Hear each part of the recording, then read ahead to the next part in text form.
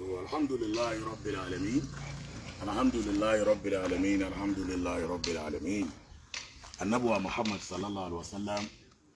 Yaba wo àkọlé tí mo kọ gbogbo ẹ̀yin olóríire èyàn gbogbo ẹ̀yin alálùbáríkà ìdá níbikíbi lágbàáyé. Yaba wo àkọlé tí mo kọ àkọlé náà ni wípé nílùú Ìlọrin church tó di Mosalasi ní àdúgbò kan tí a ń pè ní Ajigunlẹ̀ area Kulende ní Sango ní Ìlọrin. Alhamdulillah Ọlọ́run a dúpẹ́. Ẹ̀yin náà wò ṣe rí bí tẹ́ ń wò yìí gbogbo ẹ̀yin olóríire èyàn church ni bí o church ò ní bí o church ló wá di Mosalasi yìí o. Allahu Akbar. Gbogbo ẹni tọ́lọ́run bá ní ó bá fídíò yìí pàdé ẹ bá mi share program yìí dáadáa. Ẹ jẹ́ má bínú mo fẹ́ share ẹ̀ mo fẹ́ fi fóònù kejì share ẹ̀ fáyé kí wọ́n rí fẹ́ fi fóònù kejì share ẹ̀ fáyé kí wọ́n rí. Alhamdulillah alhamdulillah alhamdulillah. Ẹ jọ̀ọ́ ẹ má bínú mo fẹ́ share ẹ̀ mo fẹ́ fi fóònù kejì share ẹ̀ fáyé kí wọ́n rí dáadáa. Àdúgbò tá a wà yìí ni àdúgbò wa alhamdulillah. Mo fẹ́ kẹ́ wo dáadáa ibi church ni Sheikh wa kan agẹnu àwọn oníwàásí àgbà káàkiri gbogbo ayé Sheikh wa Sohibul Bayan Watibyan àwọn ni Ọlọ́run jogun bíbà yìí fún bó ṣe wá wà yìí. Orúkọ Mosalasi ní Ababu Salihin. Sheikh salamu alaykum wa rahmatullahi wa barakatuh. Ẹkùṣẹ́ ẹ̀sìn alhamdulillah. Gbogbo ẹni tó bá ti rójú ẹ̀ ti rí ojú àwọn Sheikh wa Sheikh wa Sohibul Bayan Watibyan. Bàbá ẹkùṣẹ́ Ọlọ́run san yín lẹ́san rí Ọlọ́run san yín. Gbogbo ẹ̀yin tẹ́ ń join wa lágbàáyé oríire yín ò ní di ìbànújẹ́ ọlá àti tóbi Ọlọ́run. Àdúgbò yín náà ń pè ní Ajigunlẹ̀ ní Kulende Sango. Kulende Sango ní àdúgbò yìí. Allahu Akbar kabira. Bó o ní bí ṣe jẹ́ àyè yìí àyè church ńlá kan tí gbogbo àwọn èèyàn mọ̀ pàápàá jùlọ àdúgbò yìí lápapọ̀ àdúgbò tí church pọ̀ sí ni nígbà táwọn èèyàn kà wọ́n ní church tó wà ládùúgbò yìí mẹ́sàn-án ni ní church ńlá tí church kéèké tí wọ́n sì súnmọ́ra wọn tí wọ́n tó tẹ̀lé ara wọn lẹ́gbẹ̀gbẹ̀ ara tẹ́yìn náà bá kà láti junction débi ẹ̀rí pé ó pé mẹ́sàn-án. Allahu Akbar. Àwárí mọ́sálásí jímọ̀ kankan ó tiẹ̀ kéré ó tiẹ̀ tóbi ó tiẹ̀ jáde bí kò sí rárá àwọn mùsùlùmí sì pọ̀ bí kò sí rárá tìbí. Àwọn láti ibi tí ń bẹ gan àwọn tí wọ́n kọ́ mọ́lé nínú géètì. Àwọn táwọn kọ́lé ara wọn lákàn kọ́ Mosalasi sínú ilé ara wọn táwọn ń dá kírun àtàwọn àtìyàwó àtọmọ. Àwọn mùsùlùmí sì pọ̀. Allahu Akbar. So àwọn mùsùlùmí.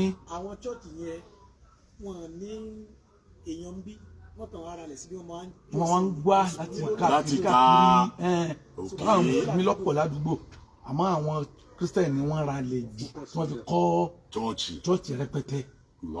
So èyí ló wá fà á àwọn mùsùlùmí bí ni wọ́n ké gbàǹjarè pé àwọn nídìí Mosalasi àmọ́ tálíkà Ọlọ́run lọ́pọ̀ nú àwọn. Sọ Mosalasi yìí fún mi kẹrin sọ ẹ fún mi náà sọ ẹ lẹ́ẹ̀kan sí tura yìí máa wọnú ẹ o. Àwa ní. Oya súnmọ́bí lọ oya fast súnmọ́bí oya. Àwa ní kí wọ́n wálẹ̀ tá a lè fi kọ́ Mosalasi tí wọ́n bá rí lẹ̀. Ẹ máa bọ̀ ń bí. Bá ń gbé sí gbogbo ẹgbẹ́ ìdáhùn èèyàn kan ní lọ báyìí. Allahu Akbar. Allahu Akbar. Allahu Akbar. Allahu Akbar. Allahu Akbar. Náà. Àní tán bá rí ilẹ̀ rà tán bá rí bí tá a lè ra lè sí àwa bá ṣe kọ́ àmọ́ wọn rí wọn ní kò sí àyè ilẹ̀. Ìgbà tí wọ́n tún padà rí ilẹ̀ kan fún wa orí àkìtàn ni àkìtàn ńláńlá àkìtàn yẹn wà lẹ́yìn bẹ́ẹ̀ á padà fi hàn yín mo kó owó kalẹ̀ bí almost 3 million la fi ra abẹ yẹn lórí àkìtàn yẹn ó wá kù kárí kó nígbà tá a padà fẹ́ kó owó tí wọ́n láti kó àkìtàn yẹn ń lọ bí 7 million.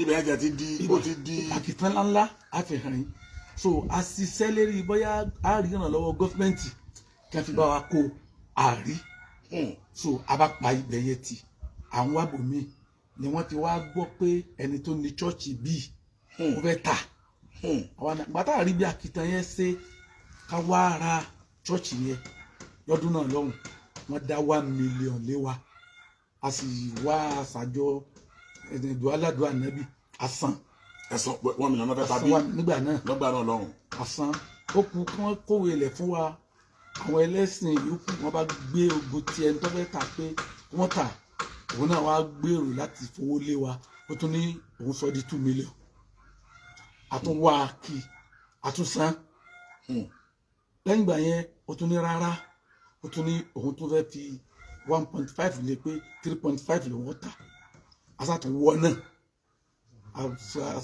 sákì sọ́tún sákì sọ́tún àtúnsanwó ẹ̀ sọ́kó tó di pé ọlọ́run wá ní kí ọbọ̀ sí wa lọ́wọ́ wá gbèrò pé February 23. mo ń bọ̀ sá ẹni ẹ̀wọ̀ dán sá.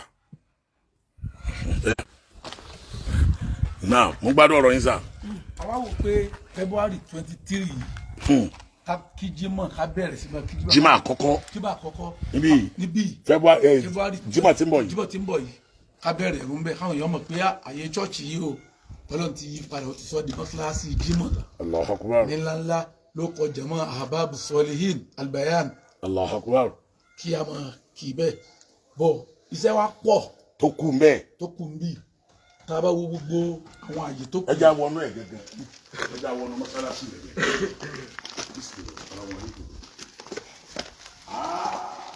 iṣẹ́ pọ̀ mẹ́ o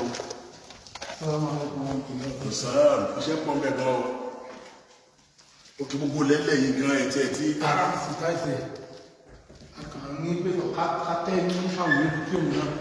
ok Friday tí mo yí nísìnyí àkàmá tẹ́ ní. a tẹ́ ní tí àwọn yóò fi kí òun bẹ́ẹ̀. kò sí síná. kò sí jẹnẹrétọ̀. ilé àgbàlá kọ́. kò sí ilé àgbàlá kò sí tọ́lẹ́tì. ẹ ti nílé àgbàlá. nílé àgbàlá rárá. ok. ní tọ́lẹ́tì àti tọ́lẹ́tì obìnrin àti tọ́lẹ́tì ọkùnrin kò tí ì ṣe kankan. ṣe ti ṣe bọ́ọ̀wù. àti ìṣèbọ̀wù náà torí ìta ṣe tí ì ṣe kankan oògùn lásán ni àmọ́ sábẹ́ ká bẹ̀rẹ̀ kí Ramadan tó wọlé. so eré ìlú là ń sá. ìmáàmù wa gan ọ̀nà tí wá jìnà tí ó ti máa wá kírun ní látòkè lélẹ̀ ló ti máa wá kírun ní Ṣàngó agbèrò pé ó yẹ ká kọ́lé ìmáàmù. ṣé ilẹ̀ wà bí fún. ilẹ̀ wà ilẹ̀ láti kọ́lé ìmáàmù. ìmúlẹ̀ bẹ́ẹ̀ ṣe ilé àgbàlá sí. ó ti wà ilé àgbàlá wà lẹ́yìn ibi tọkùnrin ilé àgbàlá tóbìnrin náà àyè wà lẹ́yìn. àwọn àmì ìbàdàn ilé àgbàlá ọkùnrin àwọn àmì ilé àgbàlá ọkùnrin àwọn àlẹ́. ilé ìmáàmù yóò wà lẹ́yìn. ilé àgbàlá tọkùnrin la kọ́kọ́ wà ní apá ọ̀tún. Alhamdulillah. Ibi Bayan. Ilé àlọ́ àwọn ọkùnrin kó wà, àwọn obìnrin á wà ní. Obìnrin kó wà ní tẹ̀gbẹ́ kejì. Àwọn àgbẹ̀ lọ́wọ́ yìí.